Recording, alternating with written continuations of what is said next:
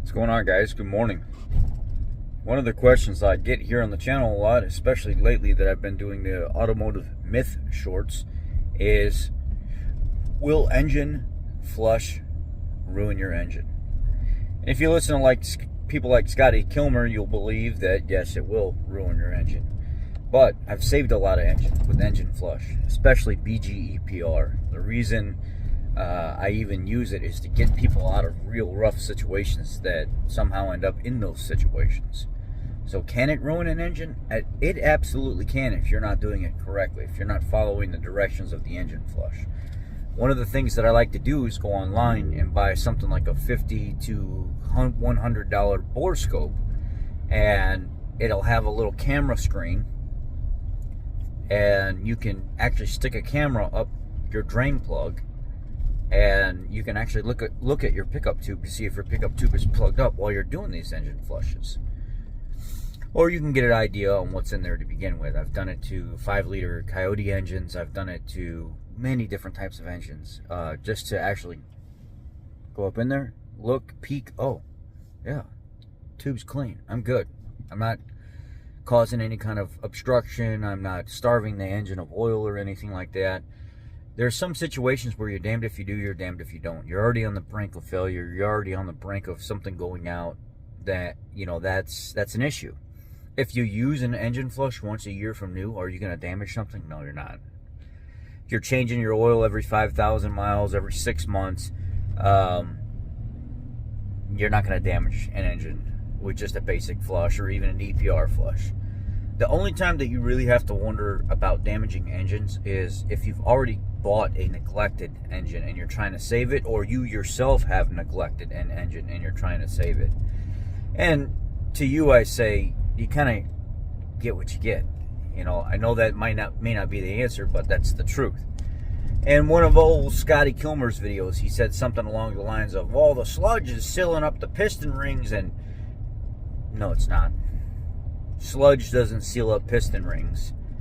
Sludge may seal up an area around a seal or something like that to stop things from leaking out, but sludge does not seal up piston rings. Sludge will seal up areas where it's stagnant and not moving, things like that. But piston rings, you're not going to seal up piston rings per se. You can lock them up. You can cause them to be restricted in place, like your oil control ring and stuff like that, to flatten out and get sucked into the ringland so they're not scraping the cylinder wall properly. Yeah, you could do that.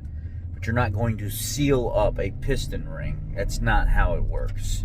And that's why I tell people to be very, very careful about listening to people that are uneducated giving advice on these things.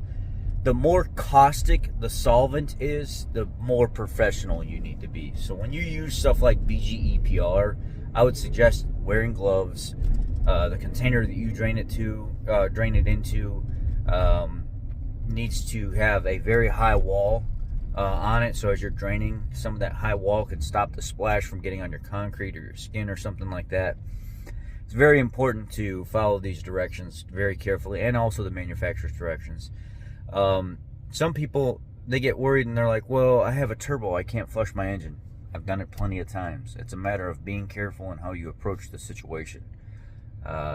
Can cleaners be costly to seals? Depending on what it is, sure, I'm sure it can, but the ones that I use, I've typically had experience with and used more than once to know that they don't cause the issues to a customer's vehicle, and that's why I continue to use them. And especially products like BGEPR, or slower cleaning products like Marvel Mystery Oil Classic, Marvel Mystery Oil Synthetic, Seafoam, these decent cleaners. And when you proactively take care of your vehicle, change the oil, don't do this 10,000 mile Toyota crap, and when you do like a 5,000 mile oil change max and you're really taking care of your stuff, if you want to flush your engine once a year, it may behoove you, especially people with 5.4 2-valve, 5.4 3-valve engines like the Triton engines, 4.6 2-valve, 4.6 3-valve engines.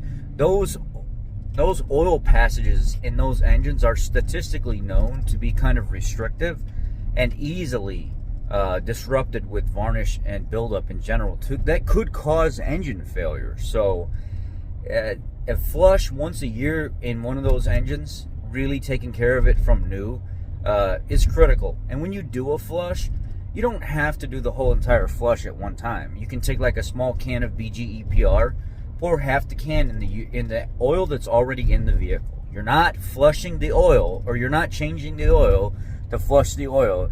A lot of people use this misconception that you have to drain the oil before you put new in, before you flush the oil. That's not how it works with BG EPR. You take the can, you dump it into the engine oil that's already in the vehicle, and then you let the vehicle run for about 15 minutes sitting there idling, and then you shut it off and you change your oil. It does stink, but it's because of what's being flushed out of the engine and the chemical working itself. And then you put fresh oil in. You know, it's funny how you listen to professionals and they'll shoot you straight, but you listen to commercial gimmick hacks like Scotty Kilmer and a lot of these other companies that create the products. A lot of times they make you feel scared to even use their own product, and they don't even really know a lot about their product. I've used so many companies' products out there a specific way, and then them reach out to me and be like, oh, I didn't even know you could use it that way. That's awesome. A lot of these companies don't even know everything about the products that they use. They know about the chemicals that go in it, but that's it. They don't know every way to use it or all the specific scenarios on which it can be beneficial. Engine flushes can be good and they can be bad. Whenever you flush a majorly sludged up engine, you have to be careful not to plug up the pickup tube in the oil pan, because that pickup tube, if it starves, the oil pump can't pull oil from the oil pan, and then in turn it will starve the engine of oil and you could possibly do some damage.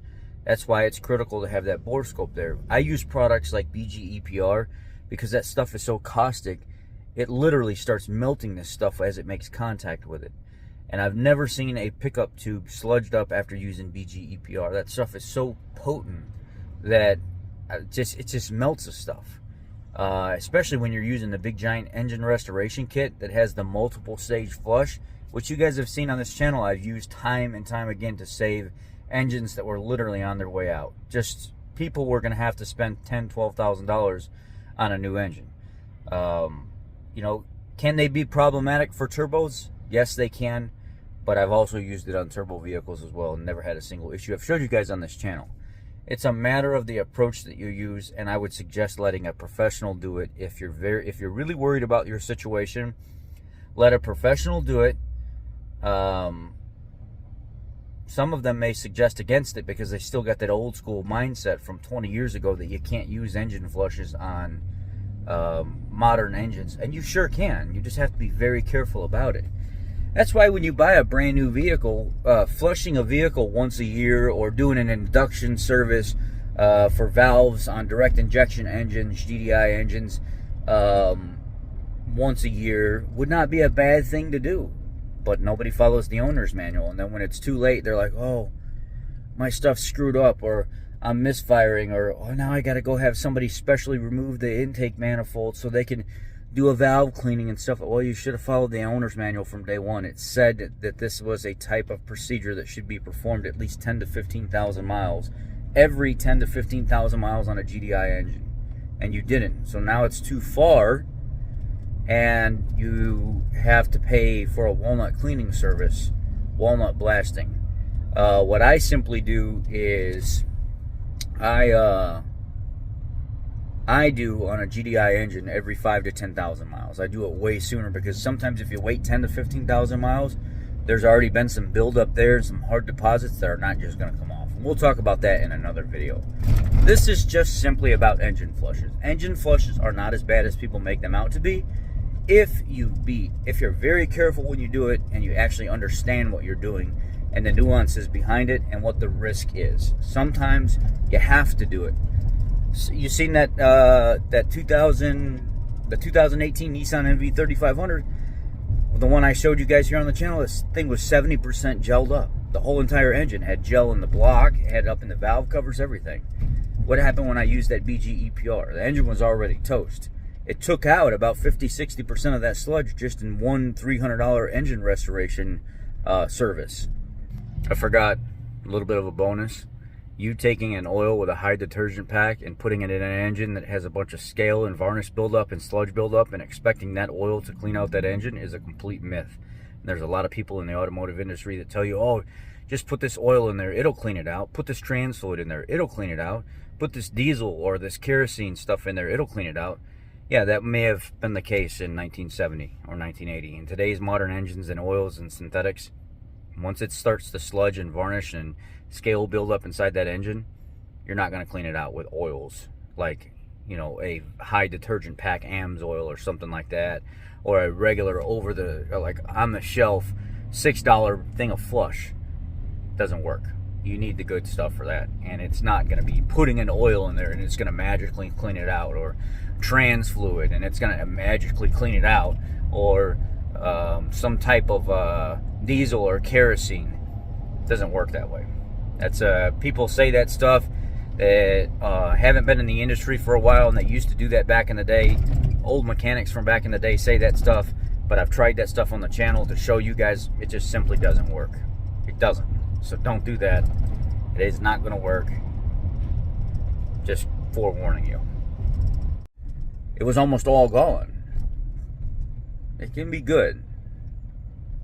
And when I stuck the bore scope up and pull the pan down, stuck the bore scope in there and pull the pan down, the pickup tube was never plugged.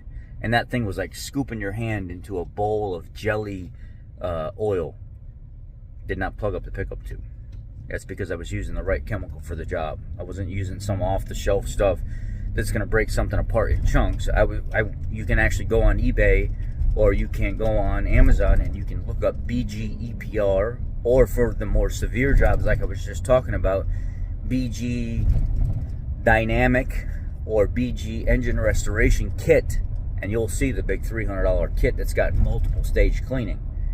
It's not for the average DIY guy. That's supposed to be sold to professionals only, but now they've made it available on Amazon and eBay somehow, and the company, BG themselves, they say they don't like it, but it's there. There's a vendor that's actually supplying it on there, and it works. So don't listen to everything that you're being told on the internet. If you're in a pinch and you need to save yourself and you might have to do an engine flush, or you're wanting to do it as a preventative or something like that, it's not necessarily a bad thing. You just have to understand what you're doing. Y'all be blessed. Take care. I love y'all. Remember, be nice. Don't be mean. Say hi to a stranger. Pay somebody a compliment. Hold the door for somebody. Check on somebody that you haven't checked on in a while. Just be that person. Have a great day.